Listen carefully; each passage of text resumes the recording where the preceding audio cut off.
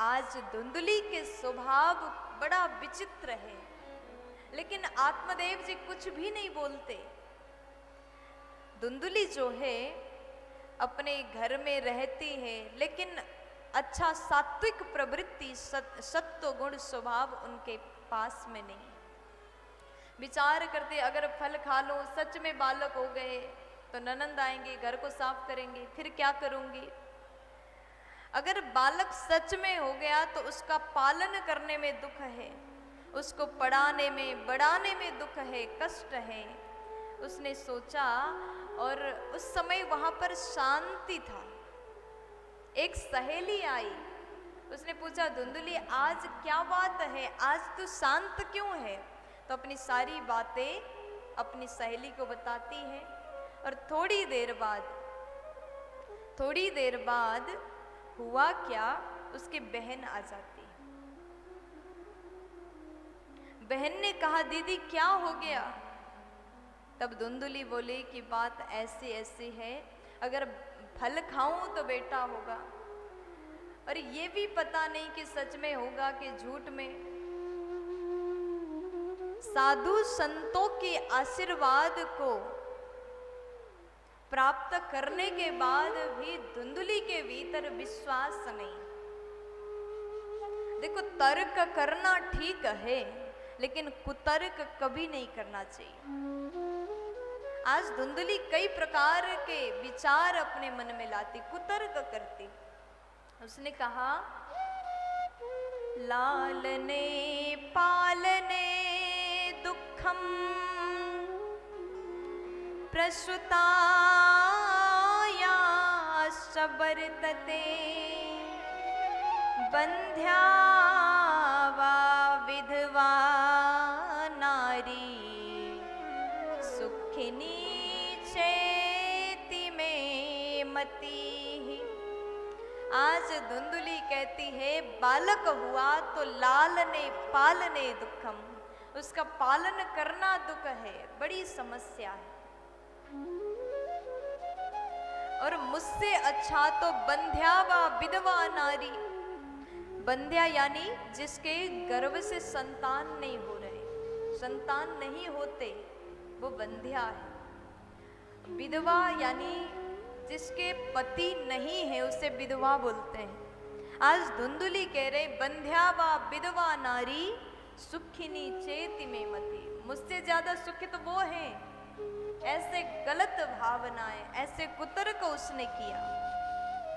तो उसके बाद में बहन ने कहा दीदी चिंता मत करो, मेरे घर में जो बालक होने वाला है, मेरे गर्भ में बालक है, वो बालक पैदा होगा, फिर उसे आप ले लेना, मेरे पति को कुछ पैसा दे देना, वो मान जाएंगे। धुंधली बोली ठीक है, ऐसा ही करेंगे।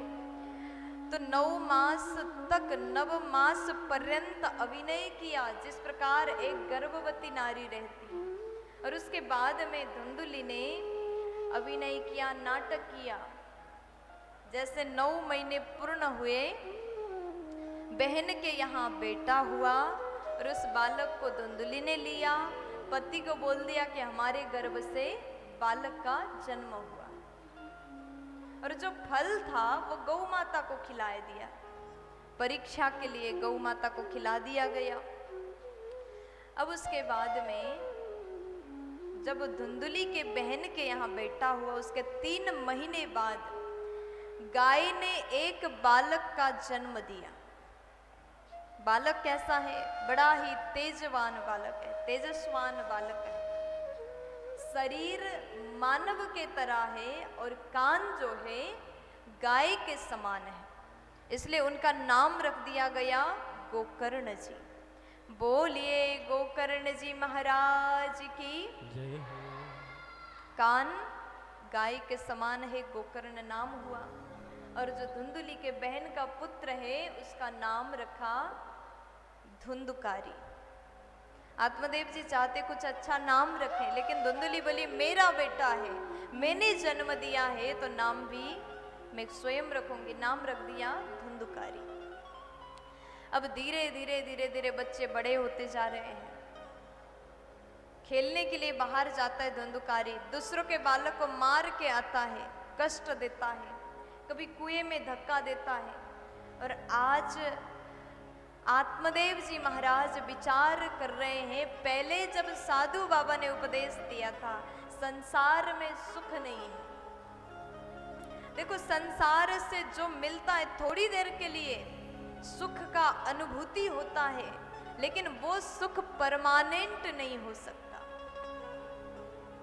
असली सुख, असली आनंद तो केवल प्रभु के कथा में, प्रभु के याद में आता है, प्रभु के चिंतन में आता है। लेकिन आत्मदेव जी तब दिए गए उपदेश को आज समझ रहे हैं।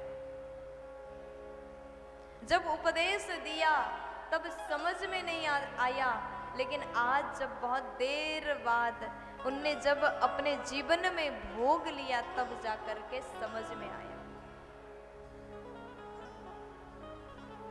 इसलिए कहते हैं, सुनी गई बात, सत्संग में आप बैठे हैं, अभी भले ही आपको समझ में ना आए, लेकिन बाद में जाकर के जरूर समझ में आएगा। जैसे कि आपको सुबह जल्दी उठना हो, है ना, सुबह जल्दी उठना हो तो रात में आपने अलार्म घड़ी में सेट कर दिया, अलार्म भर दिया। अभी तो लोग अपने मोबाइल में भर लेते हैं, लेकिन थोड़ा पहले के समय में एक गोल गोल सा घड़ी आता था, उसमें जब सेट कर दिया जाए तो जितने बजे के लिए सेट करते थे उसी टाइम फिक्स वही टाइम में अलार्म बजता था, लोगों को उठा देता था, जगा देता था। जो भर दिया गया सुबह तो बजता था। उसी प्रकार ये सत्संग है, ये ज्ञान है, अभी आपके कान के माध्यम से आपने श्रवण किया, आपके भीतर प्रवेश कर गया। भले ही अभी समझ में ना आए, लेकिन एक दिन जरूर ये बातें समझ में आएगा। आज आत्मदेव जी ने पहले नहीं समझे, अब जाकर के समझ रहे हैं। काश साधु बाबा ने जो उपदेश दिया उसी समय हमने माना होता, उसी समय हमने चिंतन किया होता, उसी समय उन बातों का पालन किया होता, तो आज जीवन में दुख नहीं आता। अब आत्मदेव जी महाराज विचार करते हैं, ऐसा बेटा हुआ जो बाहर खेलने जाता, लोगों के बालक को, दूसरे के बच्चों को मार के आता है, कुएं में धक्का देता है, और दूसरे बच्चों के माता पिता आकर के शिकायत करते हैं, अरे आत्मदेव जी, आपने अपने बच्चा को क्यों संस्कार नहीं दिया, क्यों सुंदर राह नहीं दिखाया। देखिए, जब माता पिता अपने बच्चों के बारे में ये सुनते हैं तो बहुत ज्यादा दुख होता है। किसी माता पिता को अगर कोई बोल दे कि आपने अपने बच्चों को संस्कार नहीं दिया, तो उस समय एक पिता को, एक माँ को बहुत ज्यादा पीड़ा होता है। इसलिए अपने बच्चों को बचपन में संस्कार दो। अगर आपके बच्चे अच्छा पढ़ाई करते हैं, आपका नाम रोशन करते हैं, तो अगर कोई आपके सामने आकर के आपके बच्चों का तारीफ करते हैं, तो उस समय माता पिता खुशी से गदगद हो जाते हैं, बड़े प्रसन्न हो जाते हैं। लेकिन अपने बच्चों का कोई बुराई करे तो उस समय बहुत ज्यादा शर्म आती है। इसलिए बच्चों को बचपन से ही संस्कार दीजिएगा। आज आत्मदेव जी विचार करते, मैंने बचपन से संस्कार दिया होता तो आज ये ऐसा नहीं होता, या फिर मैंने अपने मन को सांसारिक विषय से हटा करके प्रभु से जोड़ा होता तो आज ये दिन देखना नहीं पड़ता। आज आत्मदेव जी दुखी होकर के सब कुछ छोड़ करके जंगल की ओर जा रहे हैं, और जैसे घर से निकले तो गोकर्ण जी महाराज आ गए। गोकर्ण जी महाराज ने देखा, पिताजी आप कहाँ जा रहे हैं, पूछने लगे। तब आत्मदेव जी कहते हैं, देखो बेटा, आज मैं बहुत ज्यादा दुखी हो गया। जिस संतान के लिए मैं रो रहा था, आज उस संतान के कारण से रो रहा हूं। और आज मुझे समझ में आया, दुनिया के किसी रिश्ते से हमें परम सुख, परम आनंद नहीं मिल सकता। दुनिया के लोग, दुनिया के रिश्तेदार एक बार आपको जरूर धोखा देंगे। इसलिए मन लगाना है तो प्रभु के चरण में लगाओ, जहां कभी धोखा नहीं मिलता। आज गोकर्ण जी महाराज ने उपदेश दिया, पिताजी आपने बिल्कुल सही निर्णय लिया। ये शरीर नाशवान है, ये क्षण भंगुर चोला है, इसलिए आप अपने मन को हरि चरण में लगा करके प्रभु का ध्यान करो, अपने मन को प्रभु के चरण से जोड़ दो, आपको भगवान मिल जाएंगे। देहे स्तिमान सरुधिरे भीमतिं त्यजत्वा जाया सुतादिषु सदा ममतां विमुञ्च पश्यानिशं जगदिदं क्षणभङ्गनिष्ठम् वैराग्यरागरसिको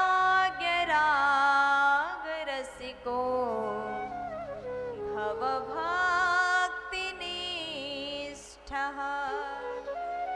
आज गोकर्ण जी महाराज उपदेश दे रहे हैं, पिताजी ये शरीर जो है ये नाशवान है, जगत में जो आया है उसे जाना पड़ेगा। अगर आप सोचो कि हम दुनिया में आए हैं तो परमानेंट रहेंगे, ये कभी नहीं हो सकता, क्योंकि ये संसार का नियम है, जो आया उसे जाना तो पड़ेगा। इसलिए जब तक यहाँ रहो अपनी व्यवस्था पहले से कर लो। प्यार से बोलो, जोर से बोल दीजिए ना, राधे राधे। जब मनुष्य मृत्यु को याद कर ले, शरीर को समझे, आत्मा को जाने, परमात्मा को जाने, जिंदगी को जाने, तब वो उस मार्ग पर चलने लग जाता है। वहां जाने की तैयारी अभी से कर लीजिए, ताकि बाद में पछतावा ना हो। इसलिए साधु संत कहते हैं, जिंदगी एक किराए का घर है, एक न एक दिन बदलना पड़ेगा। जैसे किराए के मकान में रहोगे तो उसको छोड़ करके जाना अवश्य पड़ेगा, उसी प्रकार ये शरीर भी किराए का ही मकान जैसा है, इसे भी छोड़ के जाना पड़ेगा।